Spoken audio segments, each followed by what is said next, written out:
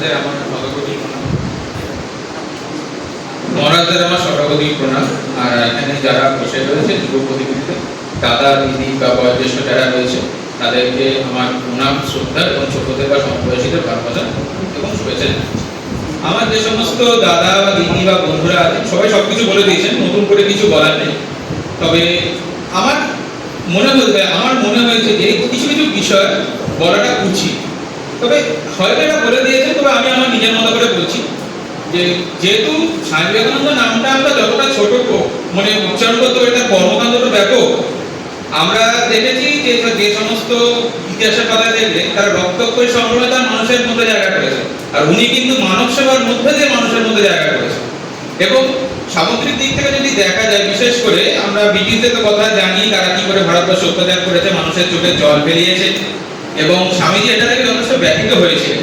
তাই তিনি তরুণ তুর্কি যারাকে আমরা যুব বলে আহ্বান করছি তাদেরকে তিনি কিন্তু বলেছিলেন একত্রিত হয়ে এবং গোটা ভারতবর্ষকে নিজের সেই মানব সেবা কর্মের মধ্য দিয়ে যদি এক সূত্রে বেঁধে যদি রাখতে পারি, তাহলে আমরা কিন্তু সেই সমস্ত নিম্নবিত্ত শ্রেণী যারা চোখের জল ফেলছে তাদেরকে সেই অত্যাচারের হাত থেকে কষ্টের চোখের জলকে মোছাতে পারবো।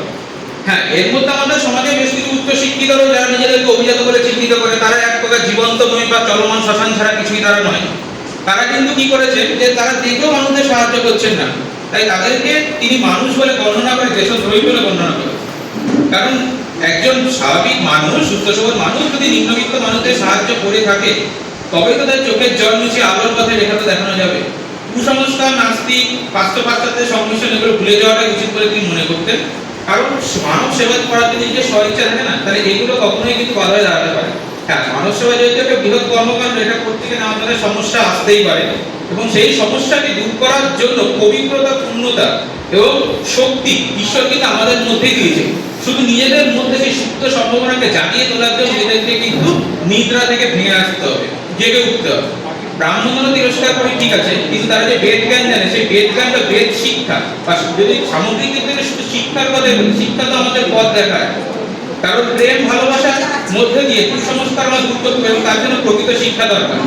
আর এই শিক্ষার অঙ্গিকে যদি আবদ্ধ হয়ে এই কাজ যদি করতে চাই, সেই অন্ধকারের মধ্যে দিয়ে হাঁটতে হাঁটতে আমাদের সেই কুসংস্কারের আলো ভেঙে যাবে এবং আমরা কিন্তু সেই ধরনের যে আলো রশ্মি পাবো, যে আলো রশ্মির মধ্য দিয়ে একটা স্বাধীন ভারতের নতুন করে সূর্য কিন্তু উদয় ঘটানো সম্ভব হবে, যার দ্বারা মানুষদের সমস্ত সুখ দেওয়া যাবে, দুঃখ দুর্দশার কুসংস্কার যা রয়েছে সেগুলো থেকে কিন্তু তাদেরকে বের করে আনা যায়।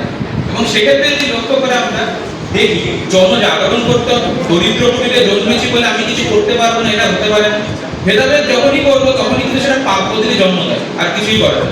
আর সর্বদা এগিয়ে যাওয়ার জন্য নিজেদের মধ্যে যে সুপ্ত সম্ভাবনা রয়েছে সেগুলো কিন্তু নিজেদেরকেই সমগ্র জায়গার মধ্যে জাতীয় জনজাগরণের মধ্য দিয়ে আমাদের কিন্তু লোকের সামনে নিয়ে আসতে হবে। হৃদয়বান হওয়া, স্বদেশকে ভালোবাসতে শিখতে হবে, নির্ভীক হতে হবে, আত্মশক্তি, ত্যাগের উপর গুরুত্ব দিতে হবে, ক্ষমতার পিছনে ছোটা নয়, হিংসা মনে রাখা নয়, আর সর্বদা বা চালাকি নয়। কঠোর পরিশ্রম, ঈশ্বরের উপর বিশ্বাস করে যদি আমরা কাজ করতে পারি, সেই কাজ কিন্তু একদিন না একদিন সফলতার দিকে যাবে। আর সফলতা কিন্তু সবসময় আমরা জানি যে আজ করলে কালই কিন্তু আসবে না। সফলতার পিছনে যত আমি পরিশ্রম দেবো, সফলতা কিন্তু সেইভাবেই আমার সাথে ধরা দেবে। যদি আমি অর্ধেক শ্রম দিই, অর্ধেক ধরা দেবে, পুরো যদি দিই, পুরো ধরা দেবে। আর যদি পুরোর থেকেও যদি আরো বেশি দিই, তাহলে আমি যেটা কল্পনা করি তার থেকে বিশেষ কিছু পেতে পারি এবং সেই বিশেষ কাজটাই কিন্তু বিশেষ পাওয়াটাই কিন্তু আমার জীবনে সর্বশ্রেষ্ঠ হবে। কারণ প্রচুর নরনারীরা এই ধরনের সেবামূলক কাজে থেকেছেন। অবশ্যই আমরা ভগিনী নিবেদিতা, আমরা কথা সমগ্র কিছু জানি। কারণ অনেক কাজই হয়ে যাবে পশ্চিম দিয়ে করানো সম্ভব না, নারী সিংহীদের দিয়ে করানো সম্ভবপর হয়ে যায়। এবং সেক্ষেত্রে এই যে কাজ করানোর ক্ষেত্রে আমরা যদি মূল অনুভবের রূপে দেখি, তাহলে সেই আমেরিকার শিকাগো মহাধর্ম সম্মেলনের বক্তৃতার কথা কখনোই আমরা কিন্তু ভুলতে পারবো না। কারণ উনার ওই বক্তব্যের মধ্যে যে জীবনীশক্ত ভেদ শক্তি ছিল, সেটা কিন্তু সামগ্রিক দিক থেকে সমগ্র মানব জাতীয় বিশ্বের দিকে যথেষ্টভাবে অনুপ্রাণিত, উৎসাহিত করেছিল বলে তারা কিন্তু এই ধরনের বৃহৎ মানব কল্যাণ বা সেবা কর্মীকে নিজেকে নিয়োজিত করেছে। তাই উনার কথা কখনো অস্বীকার করতে তো পারবো না। আর অবশ্যই এটা আমাদের নিজের উপর বিশ্বাস রাখতে হবে যে নতুন করে সূর্য উঠবে ঠিকই, কিন্তু তিনি যে আমাদের কাজ করার দায়িত্ব দিয়েছে সেই দায়িত্ব কিন্তু আমাদের সেইভাবে পালন করতে হবে। কারণ এই দায়িত্ব কিন্তু সর্বজন বিদিত এবং সর্বস্বীকৃত, এটাকে কিন্তু কখনো আমরা অস্বীকার করতে পারি। তাই স্বামী বিবেকানন্দের বাণী, আধ্যাত্মিক এবং সর্বক্ষেত্রে তিনি প্রধান পথপ্রদর্শক দার্শনিক হিসেবে যেভাবে মানুষের মধ্যে নিজের ভাবনা চিন্তাকে গঠিত করেছেন, আমাদেরকে অনুপ্রাণিত করেছে। সেবা ধর্মের মধ্যে দিয়ে, ভাবাদর্শের মধ্যে দিয়ে জ্ঞানযোগ, রাজযোগ, কর্মযোগ, ধ্যানযোগ যা কিছু রয়েছে সামগ্রিক দিক থেকে আমাদের উন্নতি করে। এবং তার পশ্চাতে আমাদের এটা ভুলে গেলে চলবে না যে আমাদের শ্রী রামকৃষ্ণ পরমহংস এবং সারদা দেবীরও কিন্তু ভূমিকা যথেষ্টভাবে তাৎপর্যপূর্ণ। কারণ বিবেকানন্দ যে এই পর্যায়ে এসেছে, উনাদের কিন্তু পথ এই রামকৃষ্ণ পরমহংসদেব বা সারদা মাতাই কিন্তু দেখিয়েছে। উনি এইটাকে কি করেছেন তরুণদের দ্বারা এবং তৎকালীন যুগে গতিশীল পরিবর্তনশীল পরিস্থিতির সাথে মানিয়ে নিয়ে সেটাকে কিন্তু প্রতিস্থাপিত করেছে। এবং এই যে সেবামূলক কাজ, যেটা আমাদের প্রধান আদর্শ বলে চিহ্নিত হয়, এই আদর্শকে কিন্তু তুলে ধরা উচিত। এবং আমরা এটা বিশ্বাস রাখি, যদি আমরা এটা করতে পারি, আমরা আমাদের নিজের লক্ষ্যে যেমন পৌঁছাবো, সেই লক্ষ্যের মধ্যে যে স্বামীজি যে সেবামূলক কাজের গতিবিধি সেটা হয়তো কিঞ্চিত পূরণ করতে পারবো।